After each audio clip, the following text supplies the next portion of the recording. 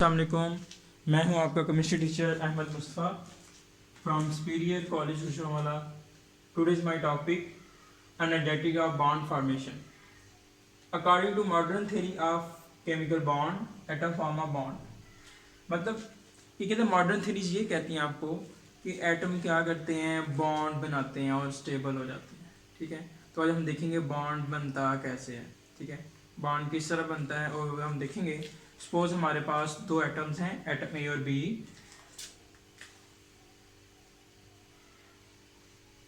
ये हमारे पास दो एटम हैं। ठीक है बेटा, ये हमारे पास एक एटम है और ये बी है। ठीक है, तो हमारे पास दरमियान में क्या होता है, डेंस एरिया न्यूक्लियस। ठीक है, और बाहर वाले शेल में आपके पास क्या होते हैं, इलेक्ट्रॉन्स होते हैं। बाहर वाले शेल में क्या होते हैं, इलेक्ट्रॉन्स।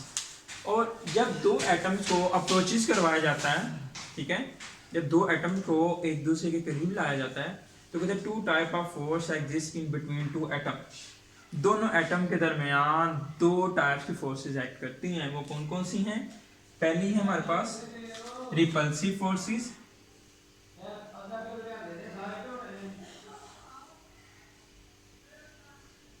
रिपल्सिव फोर्सेस और दूसरी है हमारे पास अट्रैक्टिव फोर्सेस।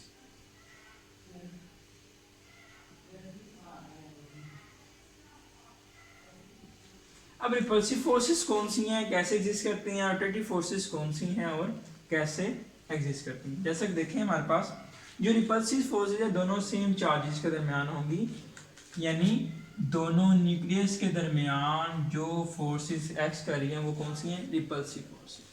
और दोनों ही इलेक्ट्रॉन्स के दरमियान जो फोर्सेस एक्ट कर रही हैं वो भी कौन सी हैं, अट्रैक्टिव फोर्सेस हैं। सॉरी, रिपल्सिव फोर्सेस हैं, दोनों सेम चार्जेस के दरमियान। इसका मतलब है कि जब रिपल्सिव फोर्सेस ज़्यादा होती है तो आपके जो सिस्टम की जो पोटेंशियल एनर्जी है, पोटेंशियल एनर्जी वो ज़्यादा होती है और आपके जो एटम्स होते हैं वो अनस्टेबल से होते हैं। तो एटम को स्टेबल होने के लिए एनर्जी को कम करना पड़ेगा। कैसे कम करेंगे हम देखते हैं।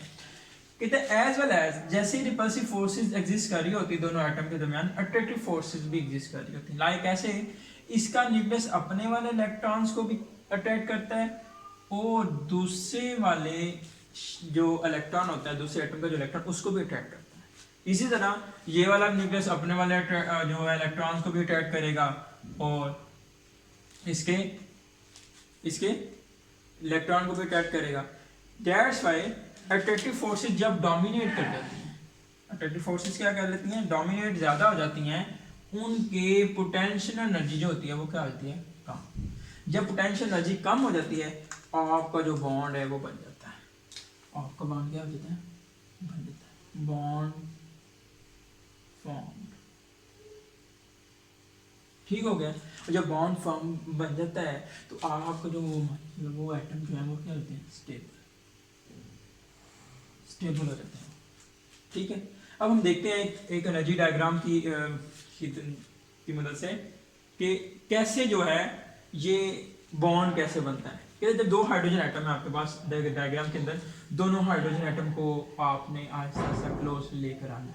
तो कहते आप देख रहे हैं कि एनर्जी, ये डायग्राम ये एनर्जी को रिप्रेजेंट कर रहा है। फिर एनर्जी के लिए जो डायग्राम है ये आहिस्ता आहिस्ता एनर्जी उसकी कम होती जा रही, कम होती जा रही, यहाँ तक उन दोनों का दरमियान डिस्टेंस कितना रह जाता है और वो बॉन्ड बन जाता है। कहते 75.4 पिकोमीटर।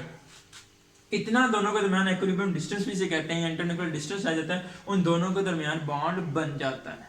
ठीक है, फोर्स अट्रैक्शन क्या होती हैं, वो ज्यादा डोमिनेट कर जाती हैं और रिपल्सिव फोर्सेस क्या होती हैं, एक्सेसिव हो जाती हैं। कहते जब ये बॉन्ड बनता है तो कितनी अमाउंट ऑफ हीट इवॉल्व होती है, इवॉल्व मतलब निकलती है। ये नेगेटिव का साइन ये रिप्रेजेंट कर रहा है 436, आगे लिखा हुआ है 436 के आगे किलो जूल पर मोल। कहता है इसका मतलब ये है कि एक मोल हाइड्रोजन के अगर बॉन्ड बना रहे हैं तो आपको -436 किलो जूल एनर्जी क्या निकलेगी, इवॉल्व होगी। तो मैं कह सकता हूं bond formation is a exothermic process. Bond formation